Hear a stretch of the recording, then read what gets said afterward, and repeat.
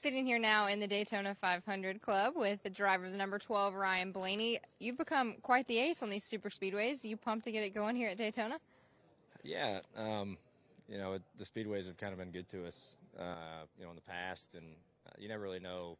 There's some strategy to it. I mean, there's always strategy, but, a lot of it is just kind of putting yourself in the right spot, and a lot of it's luck. I mean, you can get wiped out early in these things. We got wrecked in like lap 14 last year, and yeah, I won't mention that one. Yeah, I was home on the couch watching the rest of the race, so that's no fun. You just never know how they're going to go, but it is nice to be back. Obviously winning here in the August race last year was really, really special, really cool. So you try to kind of transfer what you learn, but it's a whole new car. So, it drives different, it drafts different, but it's nice to get the season back started here. Yeah, 3 career wins on super speedways for the number 12, but let's touch on one thing that's going to be new. A lot of new variables for you this season, but the first one, this next-gen car. We had some testing here less than a month ago. How'd you feel in the car? Yeah, I think it's been really good. Honestly, we haven't had any tests in the last couple of years, so it was good to get behind the wheel of a race car. We made up for it this offseason. That's right. We used to test all the time, and then we stopped, and now it's, we had 3 or 4. So it was cool to work on the new car a little bit. It's completely new for not only the drivers, but the team, and mechanics working on the thing. So it was good practice for them, too, before we get into the season. So I think it's developing really well. It was good to not only test here, but then have practice yesterday. And kind of get a little bit of drafting in. Not a ton of people did drafting, but you kind of do get a little feel for it. So, and they are different. They draft different. It might not look different on TV with the way they draft, but behind the wheel, they're a good bit different. So it's like a timing thing. On speedways, it's all about timing blocks through your runs, or when you pull into what lane. And now the timing of these cars, how they get runs, is way different. So you have to kind of reprogram yourself to make moves at different times, but it's been nice to test a little bit, but it's even better that the season's arrived. Well, when it comes to working together, we saw a lot of the drafting already happen in practice. We saw it in the next-gen test, but the Fords, the Blue Ovals, do really well when it comes to drafting and getting that group. Is it still going to be the same with these new cars? I hear some drivers say that smaller is sometimes better now. Yeah, I think the Fords have always worked really well together. Or the Penske group and the Wood Brother car in general, we always try to find each other, and everyone talks, it's always strength in numbers here. But I think all the Fords do a good job of trying to work together throughout the race. Now you can make all these plans and all that stuff, but you never know how they're going to go. So the best thing you can do is just try to rely on your teammates and try to find them at the end of the race if they're still running.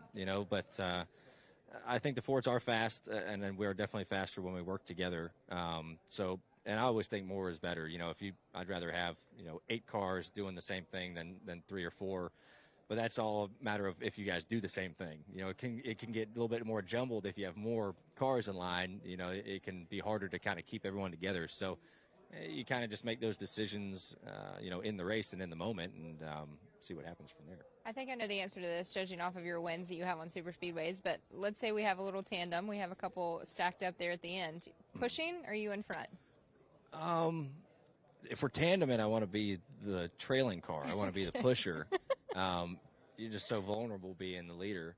But yeah, I don't know. I've won on speedways kind of both Very ways, different, being the leaders and having a block, or being, having to make the moves. So, honestly, you're just happy to be in contention for it and not be sitting on a flatbed. So, but yeah, if we could do the tandem thing, we've kind of seen a little bit of tandem stuff throughout the speed weeks. So. I'd rather be the pusher, though. All right. Successful race, I hear, is when you're in the picture at the end, the framed picture at the end of it. You got to be in that. Yeah.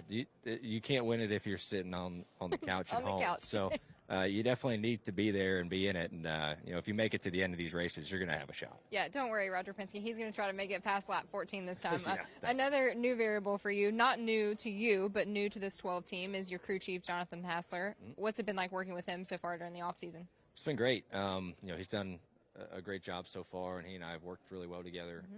He's been with Penske for a long time, and when he got a shot to crew chief the 21 car midway through the year last year, I thought he did a really, really great job. And I talked to Eddie and Len Wood about him, Matt DiBandetto, on kind of how he works, and they all loved him. And so I was pumped when we were able to make that work and get him on the 12 car. And we talk about having tests in the offseason. That's just benefited us even more, to be able to work together a little bit more than just starting the season and all of a sudden you're working together and having to learn on the fly. So he's been great. He's a very, very calm voice. A lot like Todd. He's just kind of a younger version of Todd, I think. So it's been going good so far, and I look forward to kind of getting through the year with him and hopefully get a bunch of wins. But he's a very, very smart guy, and I look forward to working with him. You guys had a really strong 2021 season, and you're sometimes listed as a dark horse. Is the 12 still a dark horse? You're not a dark horse anymore. I don't know. That's not for me to say. That's for you guys to say. That's for the media to say. I don't care either way, to be honest with you. Off-season, what'd you do? Have any fun? I went on one trip with my girlfriend and some family members to Washington State. There's a little town called Leavenworth, Washington. It's a couple hours east of Seattle that we've come to really enjoy, just up there in the mountains and really secluded and kind of like it's an old Bavarian-themed town. Cool. And like the whole little town is that way, and in December they have all the Christmas lights up. So it's a really cool spot. It's a long haul to get up there. It's about as northwest as you can get before you kind of hit Canada.